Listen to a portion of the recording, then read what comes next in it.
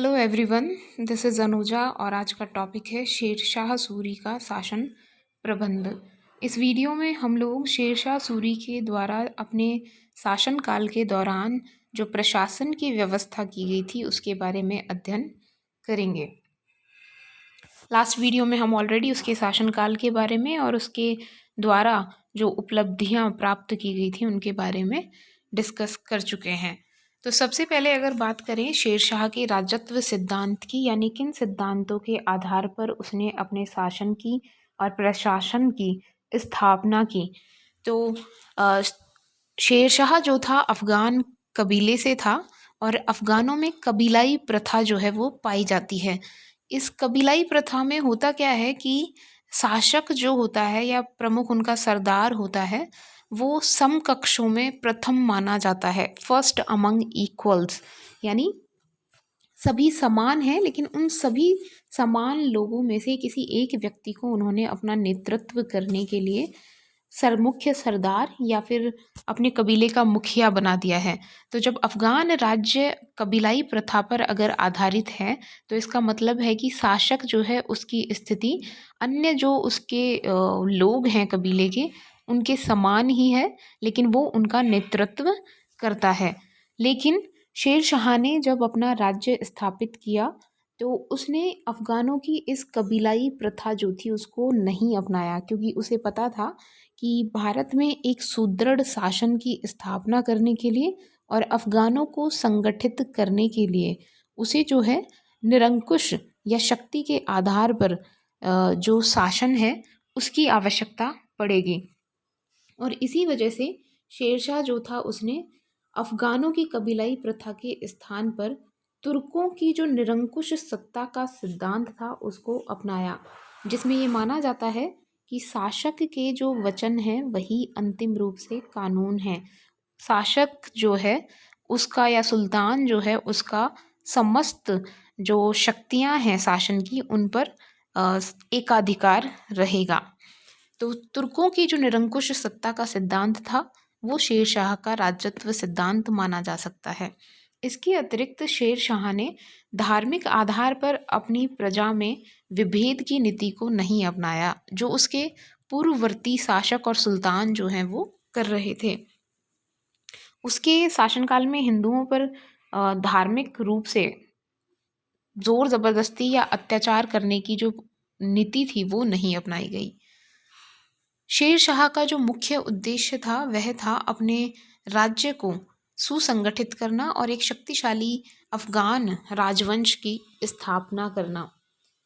इसके साथ ही शेर शाह जो था उसने अपना जो प्रशासन था उसको लोक कल्याणकारी रूप प्रदान किया, जिसके कुछ प्रमुख सिद्धांत जैसे प्रजा को अत्याचारों से बचाना, शांति व्यवस्था को स्थापित करना, राज्य की जो है आर्थिक समृद्धि हो ऐसी नीतियां बनाना, संचार और यातायात के साधनों को विकसित करना, साम्राज्य को सुसंगठित करने के लिए, साथ ही व्यापार को प्रोत्साहित करना और न्याय को सर्वोच्च स्थान देना। इस प्रकार से इन सिद्धांतों को उसने अपने प्रशासन की स्थापना में प्रयोग किया और इसीलिए वो एक लोक कल्याणकारी राज्य की स्थापना का उद्देश्य रखने वाला शासक कहा जा सकता है।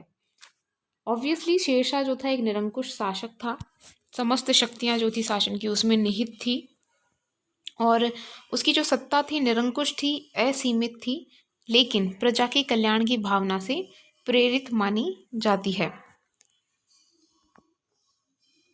अब हम शेरशाह के द्वारा जो शासन की व्यवस्था की गई उसमें सबसे पहले केंद्रीय प्रशासन के बारे में बात करेंगे। तो हमने ऑलरेडी बताया कि शेरशाह जो था उसकी सत्ता निरंकुश थी और उसने अफ़गान अमीरों की निष्ठा और सेवा प्राप्त करने के लिए हालांकि अफ़गान जो परंपराएं थी उनका भी ध्यान रखा और प्रशासन की सारी शक्ति उसी में केंद्रित थी। हालांकि उसके भी मंत्री हुआ करते थे और जो उसे शासन में परामर्श देने का काम भी करते थे, लेकिन उनके परामर्श या सलाह को मानना नहीं मानना शेरशाह के हाथों में था। तो उसके जो मंत्री थे वो निर्णय लेने वाले नहीं थे, बल्कि शेरशाह के द्वारा जो नीतियां और निर्णय लिए गए हैं या नियम कानून बनाए गए हैं उनको लागू करने वाले थे। यानी वर्तमान में जैसी स्थिति सेक्रेटरीज की या सचिवों की होती है, वैसी ही स्थिति उसके मंत्रियों की, शेर शाह के मंत्रियों की उस समय थी। मंत्री जो थे बहुत अधिक शक्तिशाली नहीं थे और शेर शाह के ऊपर ही उनकी नियुक्ति, पदोन्नति या उनकी पदावनति ये सब निर्भर करते थे। शेर शाह ने अपने पिता की जागीर का जो प्रशासन का प्रबंध किया था, उससे उसकी जो प्रशासनिक कुशलता थी उसमें बहुत अधिक वृद्धि हुई। उसको जो प्रशासनिक एक्सपीरियंस उस समय हुआ, उसका पूरा प्रयोग उसने अब अपने शासनकाल में प्रशासन की स्थापना में किया। शेर शाह के 4 प्रमुख मंत्री थे। जैसे पहले सुल्तानों के मंत्री थे, उन्हीं के अनुरूप अभी भी 4 प्रमुख मंत्री थे, जिनमें सबसे पहला माना जा सकता है दीवाने वजारत। अच्छा, इससे पहले एक और चीज़ कि शेर शाह जो था उसके शासनकाल में जो केंद्रीय प्रशासन था और प्रांतीय प्रशासन यानी राज्यों का प्रशासन था, उसका स्वरूप कमोबेश उससे पूर्ववत सुल्तानों के समय में या बादशाहों के समय में जैसा था, लगभग वैसा ही बना रहा। उसका जो प्रमुख प्रशासनिक सुधार था, उसका केंद्र, परगना और सरकार का जो क्षेत्र था, यानी जिला और उससे नीचे की इकाई परगना, उन पर ही ज़्यादा फोकस उसने किया था या ज़्यादा परिवर्तन उन स्तरों पर किए गए। शेरशाह का शासनकाल जो था वो बहुत छोटा था, लगभग 5 वर्ष, 4 वर्ष 8 माह के लगभग, और इसी वजह से उसे उच्च स्तरों पर प्रशासनिक परिवर्तन करने का ज़्यादा अवसर प्राप्त और समय प्राप्त नहीं हुआ। शेरशाह के शासनकाल के जो 4 प्रमुख मंत्री थे, उनमें सबसे पहला दीवाने वजारत। ये एक विभाग का नाम है और इस विभाग का जो प्रमुख मंत्री होता था वो वजीर कहलाता था। इस वजीर का काम जो है वित्त से संबंधित होता था, धन से संबंधित होता था, और ये राज्य की आय और व्यय का हिसाब किताब रखता था। साथ ही अन्य विभिन्न जो विभाग थे उनके मंत्रियों के कार्यों का निरीक्षण करने का अधिकार भी इस वजीर को प्राप्त था। इन शॉर्ट कह सकते हैं उसकी स्थिति शेर शाह के प्रधानमंत्री के समान थी। दूसरा प्रमुख जो केंद्रीय विभाग था उसका नाम है दीवाने अर्ज। ये सैनिक विभाग माना जा सकता है और इस विभाग का प्रमुख आरिज होता था। हालांकि ये सेना का मंत्री होता था लेकिन सेनापति नहीं होता था। इसका मुख्य कार्य जो है सेना की भर्ती करना, रसद का प्रबंध करना और सेना का संगठन करना था। साथ ही सेना के जो वेतन से संबंधित कार्य था वह भी यही देखता था, आरिज जो था वही देखता था। तीसरा प्रमुख केंद्रीय विभाग था दीवान ए रसालत, और इस विभाग का प्रमुख मंत्री विदेश मंत्री होता था और विदेश मंत्री के समान इसका कार्य होता था। वह विदेशी राजदूत जो थे उनका स्वागत करने का काम भी करता था। साथ ही जो विदेशी राज्य थे उनसे पत्र व्यवहार का कार्य भी इसी के तहत था। कभी कभी जो दीवाने रसालत था उसी को दान विभाग का कार्य भी प्रदान कर दिया जाता था। इसके बाद जो चौथा मुख्य विभाग था वो था दीवान ए इंशा, और इसका प्रमुख जो है वो दबीर ए खास कहलाता था।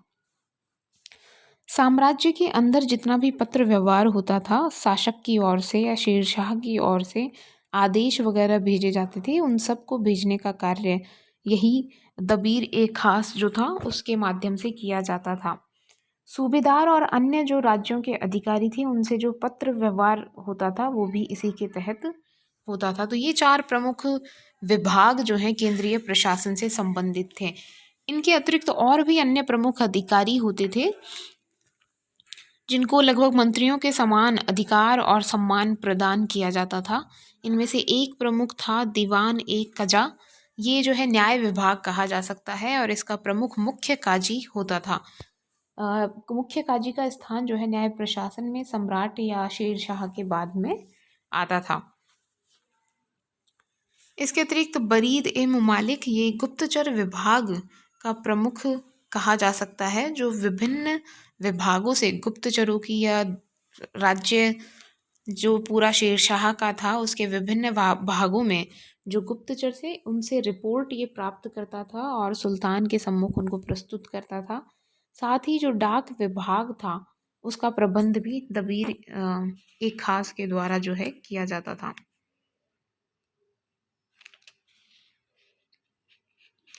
ये था केंद्रीय प्रशासन। और इसके बाद में प्रांतीय प्रशासन या राज्यों के प्रशासन की बात करें तो प्रांतीय प्रशासन के बारे में शेरशाह के समय बहुत अधिक सूचना प्राप्त नहीं होती। जितने भी प्रांतों की विजय उसके द्वारा की गई तो प्रत्येक प्रांत की स्थिति जो थी वो एक समान नहीं थी और प्रत्येक प्रांत में प्रशासन से संबंधित जो आवश्यकताएं थी उनमें भी अंतर था।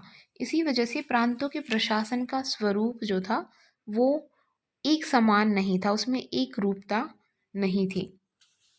सामान्यतः जो प्रांत थे उनको सरकारों में विभक्त किया गया जो वर्तमान जिलों के समान थे और फिर इन सरकारों को परगनों में विभाजित किया गया जो तहसीलों के समान माने जा सकते हैं। बंगाल जो है वहाँ पर प्रांतीय प्रशासन की एक नवीन व्यवस्था स्थापित की गई जब वहाँ खिज्र खां का विद्रोह हुआ। तो उस विद्रोह को दबाने के बाद में उसने शेर शाह ने वहाँ सूबेदारी की प्रथा को समाप्त कर दिया और उसके स्थान पर पूरे बंगाल प्रांत को विभिन्न सरकारों में विभक्त किया और प्रत्येक सरकार में एक शिकदार की नियुक्ति की गई। ये जो शिकदार थे इनकी नियुक्ति सीधे सम्राट के माध्यम से की जाती थी और ये सम्राट के प्रति ही उत्तरदायी होते थे। इन शिकदारों पर नियंत्रण रखने के लिए और उनका निरीक्षण करने के लिए काजी फजीलत नामक एक अधिकारी की नियुक्ति की गई जो असैनिक अधिकारी था। ये प्रत्येक शिकदार जो थे उनके अधीन एक सैनिक टुकड़ी होती थी छोटी, इतनी बड़ी नहीं होती थी कि वो सुल्तान के विरुद्ध या शेरशाह के विरुद्ध विद्रोह कर सके, लेकिन उस क्षेत्र में शांति व्यवस्था बनाए रखने के लिए पर्याप्त होती थी। अन्य जो प्रांत थे बंगाल में ये व्यवस्था की गई। हालांकि जो अन्य प्रांत थे उनमें फौजी गवर्नर या सूबेदार जो होते थे उनकी भी नियुक्ति की गई और उनके अधीन जो है सेना रखी गई जो उस क्षेत्र में शांति व्यवस्था बनाए रखने और मालगुजारी या लगान की वसूली में सहायता करने के लिए पर्याप्त होती थी। अब इन विभिन्न प्रांतों में इनकी विभिन्न जो सूबेदार थे उनके अधिकारों में भी अंतर था, साथ ही उनके अधीन जो सैनिक शक्ति थी उनमें भी आवश्यकता अनुसार डिफरेंस या अंतर पाया जाता था। प्रांतीय प्रशासन के बाद में हमने बताया कि प्रांत जो थे उनको सरकार जो वर्तमान जिलों के समान थे उनमें विभाजित किया गया था और प्रत्येक सरकार जो है उसमें दो प्रधान अधिकारी होते थे। एक होता था मुख्य शिकदार जिसे शिकदार ए शिकदारान भी कहा जा सकता है। ये सैनिक अधिकारी होता था, इसके अधीन एक सैनिक टुकड़ी होती थी। इसका मुख्य कार्य सरकार या जिले में शांति व्यवस्था बनाए रखना होता था और परगना शिकदार जो हुआ करते थे उनके कार्यों का निरीक्षण इसके द्वारा किया जाता था। साथ ही मुंसिफ और अमीन जो होते थे उनकी सहायता भी ये करता था मालगुजारी या लगान और अन्य करों की वसूली करने में। दूसरा था मुंसिफ ए मुंसिफान, इसका कार्य न्याय से संबंधित था और ये जो है परगना मुंसिफों और अमीनों के कार्य का निरीक्षण करता था। इनकी सहायता के लिए अन्य कर्मचारी भी सरकार के स्तर पर होते थे। नेक्स्ट है, अब इन सरकारों को परगनों में विभाजित किया गया था। तो परगना में प्रशासन की व्यवस्था अगर देखी जाए तो शेरशाह ने इस स्तर पर काफ़ी महत्वपूर्ण सुधार किए। उसने न्याय व्यवस्था को प्रभावशाली बनाया, जनता की सुख सुविधाओं का ध्यान रखा और दो समान अधिकार संपन्न अधिकारियों की नियुक्ति की गई, यानी शिकदार और मुंसिफ जिन्हें अमीन भी कहते हैं, दोनों के अधिकार लगभग समान थे। तो दोनों अधिकारी जो हैं एक दूसरे पर नियंत्रण रखने में रखते थे। तो चेक एंड बैलेंस की नीति जो है इसके द्वारा अपनाई गई। परगने में एक फौजदार हुआ करता था, एक शिकदार हो गया, शिकदार सैनिक अधिकारी होता था जो शांति व्यवस्था बनाए रखने का काम करता था। दूसरा अमीन या मुंसिफ होता था जो मालगुजारी और न्याय व्यवस्था का कार्य देखता था। इसके अतिरिक्त एक फौजदार होता था। फौजदार जो है खजांची कहा जा सकता है, जो आय व्यय का हिसाब किताब वहाँ रखता था। और दो कारकुन होते थे, कारकुन लिपिक या क्लर्क कहे जा सकते हैं, एक फारसी और एक हिंदी का लेखक या क्लर्क हुआ करता था। एक कानूनगो भी हुआ करता था जो पटवारियों के कार्यों पर नियंत्रण या निरीक्षण करने का कार्य करता था। अमीन जो था उसका कार्य भूमि की पैमाइश करना और मालगुजारी वसूल करना था। अब स्थानीय प्रशासन में सबसे छोटी इकाई जो है वो ग्राम होती है, और ग्राम प्रशासन जो था उस पर शेरशाह ने ज़्यादा हस्तक्षेप नहीं किया, यानी केंद्र का हस्तक्षेप गाँवों में बहुत ज़्यादा नहीं किया गया, और ग्रामीण प्रशासन जो था वो स्थानीय लोगों के हाथों में ही छोड़ दिया गया। प्रत्येक जो गांव था उसके अंदर एक मुखिया होता था, पंचायत होती थी जो न्याय व्यवस्था का कार्य भी करती थी और भू राजस्व वसूली का कार्य भी करती थी। साथ ही पटवारी होते थे जो स्थानीय प्रशासन की व्यवस्था करते थे। पटवारी जो थे वो गांव का लेखा जोखा रखता था और ग्राम का ही वैतनिक अधिकारी हुआ करता था। तो इस प्रकार से ग्राम प्रशासन में बहुत अधिक हस्तक्षेप शेरशाह के द्वारा नहीं किया गया। इसके पश्चात सैनिक प्रशासन की या सैनिक व्यवस्था की अगर बात करें तो शेरशाह जो था उसने स्थायी सेना रखी, क्योंकि उसका जो शासन था वो सैनिक शक्ति पर आधारित था। तो इसी वजह से उसने एक स्थायी सेना का निर्माण किया केंद्र में, और इस सेना के 4 अंग थे: घुड़सवार सेना, पैदल सेना, हस्ती सेना या हाथी सेना और तोपखाना। शेरशाह जो था उसके द्वारा इस केंद्रीय स्थायी सेना को नगद रूप में वेतन प्रदान किया जाता था और इन्हें राज्य के विभिन्न भागों में रखा जाता था। शेरशाह जो था उसने सैनिकों की हुलिया रखने की और घोड़ों को दागने की प्रथा जो थी उसको पुनः प्रचलित किया, जो अलाउद्दीन के समय में प्रचलित थी, और इससे सेना में भ्रष्टाचार समाप्त करने में उसे सहायता प्राप्त हुई। शेरशाह जो था स्वयं सैनिकों की भर्ती करता था और उसकी सेना में कठोर अनुशासन पर बहुत अधिक ध्यान दिया जाता था। सेना को ये निर्देश भी प्रदान किए गए थे कि युद्ध काल में भी सैनिक अगर किसी गांव से गुजर रहे हैं तो वहाँ की फसलों को नुकसान नहीं पहुंचाएंगे। तो लोगों के कल्याण की भावना जो थी उसका भी ध्यान उसकी सभी प्रकार की नीतियों में देखा जा सकता है। शेरशाह जो था अपने वित्तीय सुधारों के लिए प्रसिद्ध है बहुत अधिक, और उसकी जो मालगुजारी की नीति या उसके जो वित्तीय प्रशासन था उसकी कुछ प्रमुख विशेषताएं हैं। शेरशाह जो था उसने लगान वसूली का काम जो है भूमि की पैमाइश के आधार पर किया, यानी खेतों को नापा गया और भूमि की पैमाइश करवा करके जो फसल होती थी वो फसल पहले भूमि कितनी उत्पादक है वो देखा गया, और उसके बाद में शेरशाह ने प्रत्येक किसान को उसकी भूमि का पट्टा प्रदान किया, जिसमें भूमि का कितना टोटल क्षेत्रफल है, भूमि कहाँ स्थित है, भूमि किस प्रकार की है। उसने 3 प्रकार की जो भूमि थी वो बांटी: उत्तम, मध्यम और निम्न उत्पादकता के आधार पर, यानी कितना अनाज वहाँ पैदा होता है इसके आधार पर। तो जो पट्टा दिया जाता था उसके अंदर ये सारा वर्णन रखा जाता था, साथ ही कितना लगान किसान को देना है अपनी भूमि के लिए वो भी उसमें अंकित किया जाता था। भूमि जो थी ये 3 भागों में बटी हुई थी, 3 श्रेणियों में: उत्तम, मध्यम और निकृष्ट। तो इन तीनों श्रेणियों में जो उत्पादन होता था उसको जोड़ करके और फिर 3 से उसको डिवाइड करके या भाग दे करके उसका औसत निकाला जाता था, और जो औसत उत्पादन होता था उसका 1/3 भाग, 1/3 हिस्सा जो है मालगुजारी या भू राजस्व के रूप में लिया जाता था। जरीबाना जो है भूमि की पैमाइश का शुल्क। इसने 2 प्रकार के शुल्क लगाए थे। जरीबाना यानी जो भूमि नापने का काम करने वाले अधिकारी थे उनका मेहनताना या उनको जो है जो भी पारिश्रमिक प्रदान किया जाता था, वेतन दिया जाता था, और दूसरा महासिलाना। ये दोनों शब्द एक साथ हैं, जरीबाना भी एक साथ है और महासिलाना भी एक साथ है। ये टाइपिंग एरर हो गया इसमें। तो महासिलाना होता था जो कर इकट्ठा करने वाले अधिकारी होते थे उनके लिए शुल्क लिया जाता था। ये जो शुल्क था लगभग 2.5% से 5% तक होता था, जरीबाना और महासिलाना। इसके अतिरिक्त शेरशाह जो था मालगुजारी के अलावा कृषकों से उनकी उपज का लगभग 2.5% 2.5% जो है अतिरिक्त वसूल करता था। ये सामान्यतः अनाज के रूप में लिया जाता था और इसका प्रयोग इसे गोदामों में रख दिया जाता था, और जब कभी अकाल पड़ता था या कोई प्राकृतिक आपदा आती थी तो उस समय कृषकों को इससे सहायता प्रदान की जाती थी। शेरशाह जो था उसने भूमि की पैमाइश के लिए अपने संपूर्ण राज्य में एक समान नाप की जरीब का प्रयोग किया। जरीब जो है एक मापने की, जैसे अ, कोई भी इंच टेप जैसे होता है मापने का, इस टाइम पैमाना जैसे स्केल जैसे होता है, वैसे ही जरीबाना जो है एक रस्सी की जैसी होती थी, जिसमें कई बार ऐसा होता था कि बांस होते थे और उनको कड़ियों से जोड़ करके रखा जाता था। तो ये जरीब होती थी, नापने के लिए भूमि को प्रयोग की जाती थी। और ये जो जरीब थी गज ए सिकंदरी पर आधारित थी, यानी सिकंदर के समय में जो गज की माप प्रचलित थी वो उसी पर आधारित थी।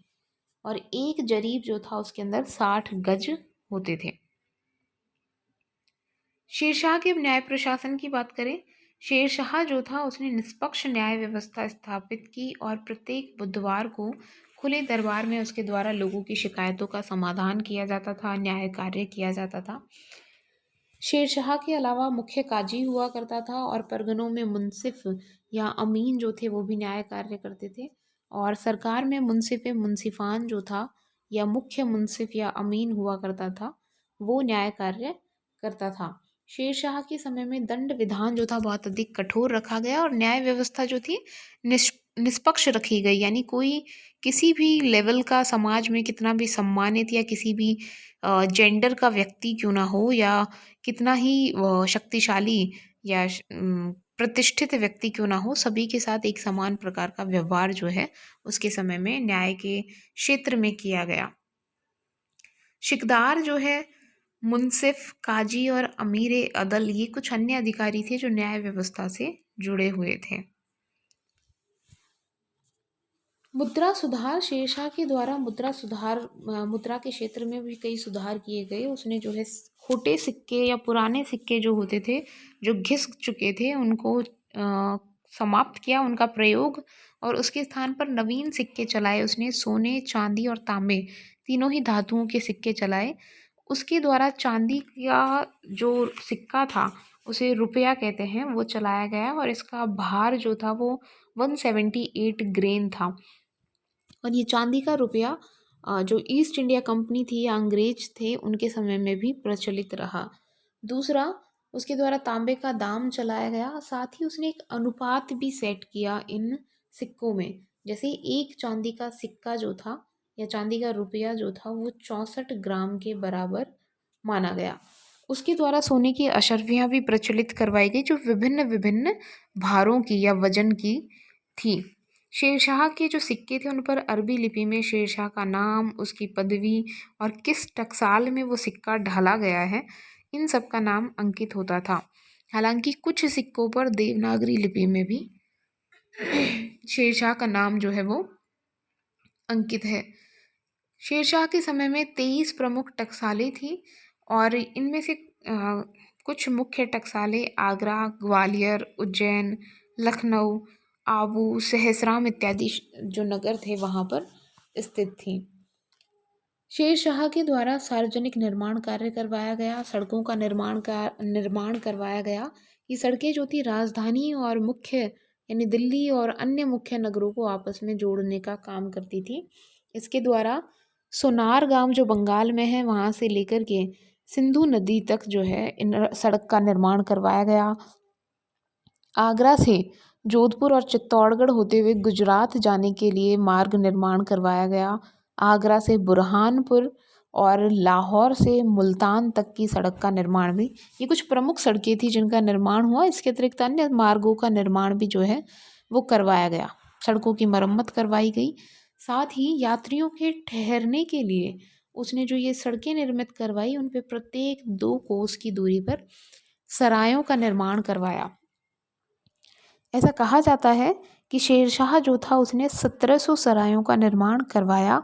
इन सरायों में हिंदुओं और मुसलमानों के ठहरने और उनके भोजन की अलग अलग व्यवस्थाओं का प्रबंध किया गया। ये जो सराय थी इनका प्रयोग लोगों के शरण के अलावा जो है डाक चौकियों के रूप में भी किया गया।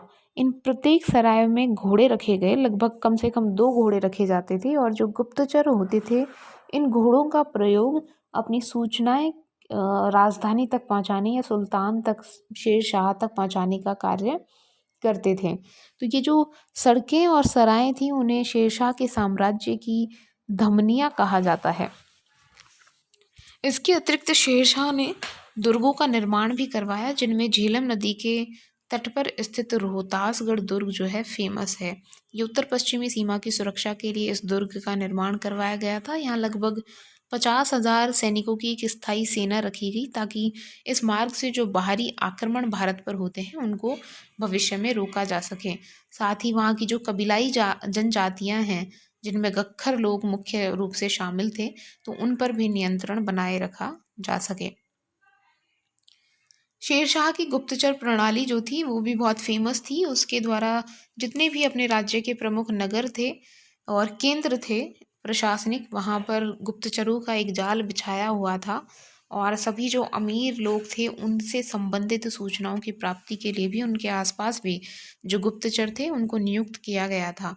ये जो गुप्तचर थे वो बरीद ए ममालिक जो विभाग था उससे जुड़े हुए थे, और उसका विभाग का प्रमुख दबीर एक खास होता था जो इन सूचनाओं को गुप्तचरों से प्राप्त करके केंद्र तक पहुंचाता था। जो डाक चौकियाँ थी वो इन गुप्तचरों की सहायता के लिए नियुक्त की गई या निर्मित की गई थी, ताकि जल्दी से जल्दी सूचनाएं जो हैं वो केंद्र तक पहुंचाई जा सकें। तो इस प्रकार से हम कह सकते हैं कि शेरशाह जो था एक महान विजेता और प्रशासक हुआ। उसका जन्म एक साधारण परिवार में हुआ, लेकिन अपनी योग्यता के बलबूते पर वो सम्राट के पद तक पहुंचा। ये उसकी एक असाधारण उपलब्धि कही जा सकती है। शेरशाह जो था उसने द्वितीय अफ़गान राज्य की स्थापना की। पहला अफ़गान राज्य लोदी वंश से संबंधित था, या लोदी जो थे वो भी अफ़गान थे। उसने अफ़गानों को संगठित किया, साम्राज्य प्रदान किया। हालांकि उसे जो शासन करने का समय था वो बहुत कम प्राप्त हुआ, लेकिन उसकी उपलब्धियां और उसकी योग्यता देखते हुए ये कहा जा सकता है, और प्रशासनिक प्रबंध जो जितनी कुशलता के साथ उसके द्वारा किया गया, तो ये कहा जा सकता है कि अगर उसे और समय मिलता तो उसकी उपलब्धियां अकबर से कम नहीं होती।